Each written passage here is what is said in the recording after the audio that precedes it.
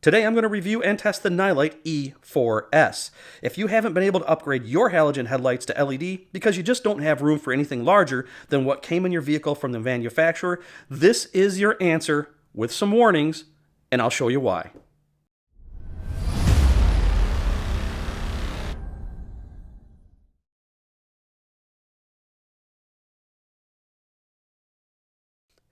Hello everyone and welcome to Carlight Reviews. If you've never been here before, I perform consistent automotive light tests to help you make the best purchase decision, see better and be seen better when driving, and save you some money. And continuing along the lines of reviewing and testing all-in-one style units on the market, today we're going to take a look at this, the Nilight E4S.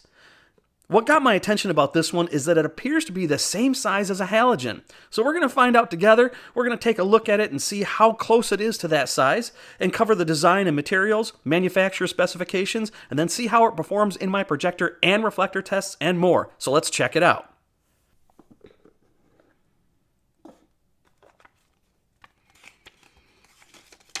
You get a quick instruction manual, but like all the LED headlights that I test, these are plug and play. Replace your factory halogen bulbs. Insert these, aim them, and you should be good to go. Note your local laws and regulations, by the way. A help card in case you need it with some product specifications, which I'll go over. White gloves. And the lights themselves. And yes, this is tiny. Let's take a closer look. All right, let's take a closer look here. Standard all-in-one design, and wow, I was right. This thing is just tiny. Let's compare this to an H11 halogen. This is probably the light that I've tested that is not much bigger than halogen. I mean, there's not much of a difference there. Really compact. Body is all metal. Has some nice design elements here if you care about those sorts of things. A little indentation here and here for the light to escape. Some lights do this, some lights don't. I haven't been able to determine if it makes that much of a difference in my light output tests. Has a lot of ventilation here around the fan housing, and the fan I noticed is quite small, and I have some concerns about how much it can do the job of keeping this cool, but we're going to find out later on in my thermal test. And I did measure from the trailing edge of the collar mounting tabs right there to the back of the fan housing, 21 millimeters. So this should have no problems at all fitting as a replacement for your halogen lights. Now, I talk about this a lot since there's so many more all-in-one units on the market lately.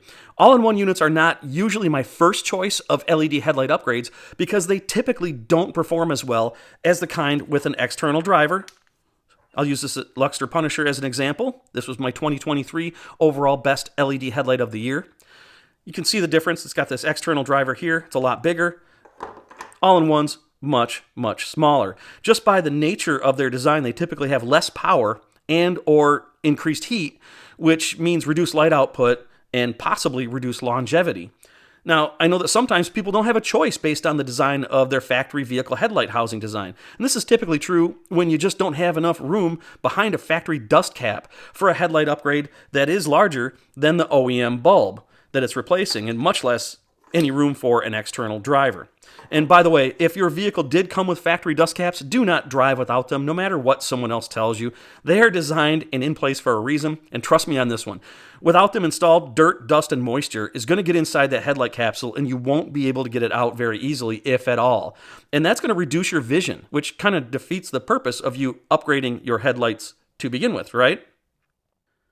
So now let's talk about the published specifications. Nilight says that the E4S has 50 watts each, 10,000 lumens each, a color temperature of 6500 K. The chip, I couldn't find a whole lot of information on, so at this point it's unknown. I'll update my data spreadsheet if I ever find out what it is. Has an IP rating of 67, an hour rating of 30,000, does not have an adjustable collar. It does have that little tiny fan for heat management, and of course, with it being an all-in-one design, it has an internal driver. The warranty is 18 months. At the price at the time of this video, per pair, not including any discounts or coupon codes, is $49.99. Again, that's per pair. As always, I make it easy for you to find the links where you can get these products by putting them in the video description. And if you like the test results that we see later in this video or any other video that I release, using those affiliate links helps me make more videos like this one at no additional cost or effort to you. I really appreciate it. So if you're like me, we're both pretty curious about this one. It is so darn tiny. I hope it performs as well as what I think it does, but before we get going, I definitely recommend that you watch my 1-minute video that covers my testing methods, aiming headlights, and choosing the right headlight for your vehicle needs. And I dropped this. I gotta mention that using LED headlights as replacements for halogens, like this one right here, is only legal in the United States for off-road use. It's a big deal here. I stress this every video because it's important that you're aware of this. There's a lot of misinformation out there, which is why I started this channel. So be sure to check your local laws before following any advice that I give.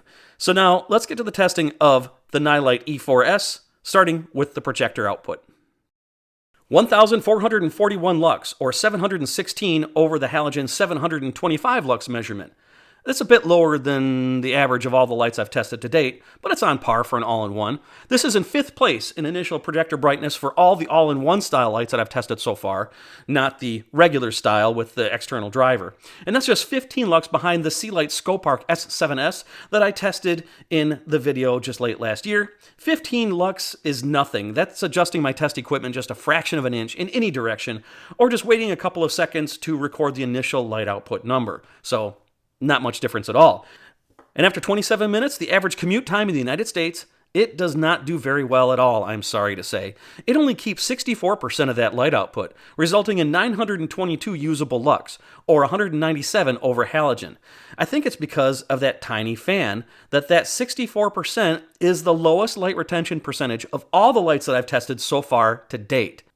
Now, while that isn't good, there's one thing I need you all to know. I get asked all the time if the output keeps dropping after 27 minutes. Like, will it go lower the longer you drive? And the answer to that is usually no. The driver, either internal or external, is designed to regulate the light output so it doesn't overheat. Most lights will level off after a few minutes, but I still test at 27 minutes to ensure that I can collect data at a consistent level. Now, I'm honestly not surprised about the light output retention considering the incredibly compact design of this one and that tiny little fan.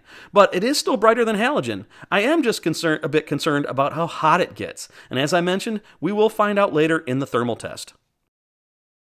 Compared to halogen, the projector light output is pretty good. Has a nice crisp cutoff line. I might have had my test rig tilted slightly by mistake, so don't count that against this light. The cutoff is on the slightly high side compared to the hot spot that is on the lux meter sensor, but it's not as bad as some other ones. And the weak spot that is in the projector test is nearly non-existent, probably because of the lower than average output, and isn't overpowering the projector design. Now let's see how it does in the reflector. 3,080 lux, 2,170 over the halogen 910 lux. Not bad, just slightly lower than average of all the lights I've tested so far, but above average for an all-in-one light. This once again is very similar to the Nilight Scopark S7S that I mentioned earlier. However, again, that average light retention over time of 64% really brings that usable number down to 1,971 usable lux, or 1,061 over halogen. Quite a bit below average, but not horrible for an all-in-one. Now let's see how well the reflector output is controlled compared to halogen. You might have noticed in the previous image that this does not do great in a reflector. And when you compare it to halogen, it becomes much more apparent. It just has a hard time controlling the light output, especially along the top cutoff line where it is pretty important. Now, it could very well be an incompatibility with my reflector housing. It happens. I mean, when you think about it, when you're using LED headlight upgrades, you're kind of hacking your headlights with a part that it wasn't exactly designed for. But I'm also wondering if it is more likely that those little indents in the tip that is allowing some of the light to fire forward uncontrolled instead of into the reflector where it is controlled. That's just a theory, but either way, it doesn't do well in my test reflector, and if you plan to run these in your reflector housing, you might run into the same issue, so test your installation carefully. As mentioned, there is a published rating of 50 watts per light, and I observed 38.6 in my testing. For heat management, after 27 minutes of runtime, the average commute time in the United States, my thermal camera recorded 297 degrees Fahrenheit, or 147 degrees Celsius. This is the hottest I've tested so far, and it does once again make sense due to that tiny little fan. If you're worried about heat, compared to other LED headlights, yes, it's the highest, but keep in mind, the halogen light is 3 times that. Now, I believe the primary reason that you watch my videos is so you can understand which light is best for your needs and budget based on my testing. And there's a lot of videos here on this channel, and there will be many more coming. So the best way to really understand how all the lights I've tested is to compare them with each other by reviewing my test data spreadsheet. Access to it is completely free, and I provide a link to it in every video description after I update it with every video I release, including this one. So check it out in the links below. So here's my conclusion and buying advice for the Nilight E4S. While it is far from the brightest out there, and the light retention isn't great, it is still brighter than halogen over time. And what makes this one stand out is that it is the most compact LED headlight upgrade that I've tested to date. As you saw, it's barely larger than halogen. So if you need something like this for a projector headlight, because you simply do not have room for anything larger without doing something like modifying your dust caps or using a different dust cap altogether, this is your solution. Again, if you have a projector housing, if you have a reflector, be cautious and honest with how it does or does not control the light output. Every headlight design is different, and it may work better for you than it does in my specific headlight test housing, but as I said, test your installation carefully. And make sure you, of course, aim your headlights. I always talk about that. Now, if you want to get a set of these for your car, please use the affiliate links in the description of this video. Again, it doesn't cost you anything extra, but it does help me out, not only to make more videos like this one, but also improve my testing methods. I've got some big changes to how I test lights that I can't wait to show you in 2024, and when you see what I'm talking about, you're going to love it. But for now, thank you so much for the suggestions and continued support of Car Light Reviews, and thanks for watching. I hope this video helped you to choose the right lighting upgrades for your needs, especially if nothing else fits your car, so you can enjoy your car more and save you money. And I always say this because it's important, and if you know the words, sing along. Be sure to keep your headlights aimed correctly, drive safely, responsibly, and respectfully.